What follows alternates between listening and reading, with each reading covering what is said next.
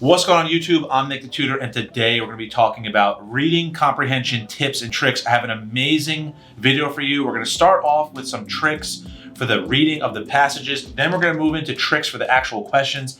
And my final tip is going to blow your mind. Guarantee will increase your score. So let's get into it. Before I start this video, make sure to hit that subscribe button, hit the bell so you get notified for all of our new videos. We're going to be dropping a lot of tips and tricks with SAT season coming up. Let's get into my first point. Reading the passages on reading comp is basically half the battle. If you understand the passages, you have a very high chance of success, which is incredible. Obviously, we'll get to the questions later, but you have to make sure you're digesting the passages to the best of your ability. Now, what should you do first? The first thing you should do when reading comprehension passages is make sure to read the blurb, the little section at the top that gives you some background information about the passage. This is hugely important and can be very helpful in putting the passage into the right context. So make sure you read that. I am a huge advocate for deeply reading the passages. I think on the SAT, you have enough time to read the passage and complete the questions. So you should take the time to deeply read the passage for the topic, main point, tone, and structure to make sure you really understand what's going on, especially on those more difficult passages, those history passages.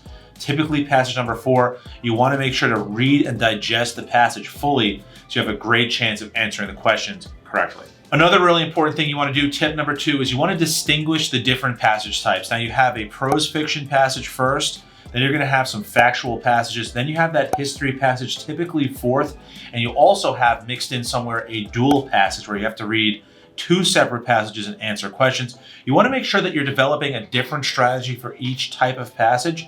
Because the content is different and the style of passage is different, the approach might be slightly different. You might want to spend more time on the passages that you're weaker in, or you might want to reorder the passages. There's no reason that you have to do them in the order given. You can do them in your own order and develop a strategy that works best for you, so I highly encourage that. So my last important point about reading the passages is you want to make sure to time and understand your reading speed. It's really important to be able to read the passage in enough time to give yourself the time to answer the questions effectively. What you're looking for is about 5 minutes as a maximum reading time for any one passage. If you stretch a little bit over that, that's fine.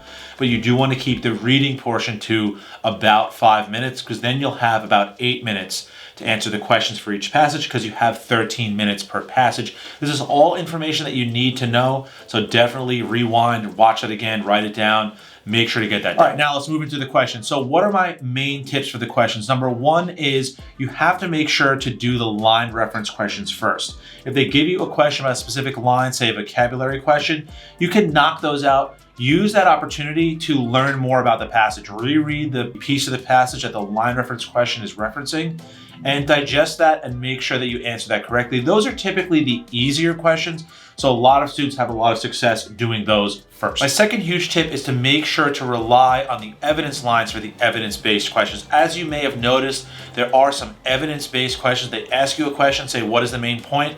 And then the next question is, what evidence best supports that answer? So you need to use those lines to your advantage.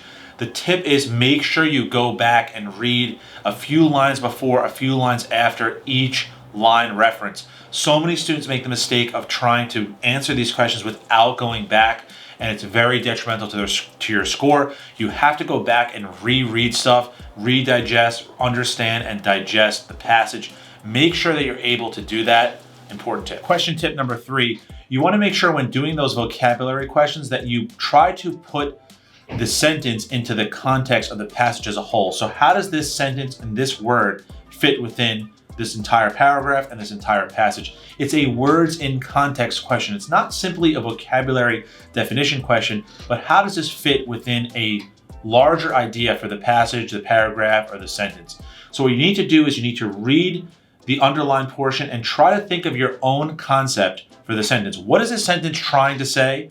How can I utilize one of these answer choices to complete the sentence in the way that I think it should be completed based on what the passage says?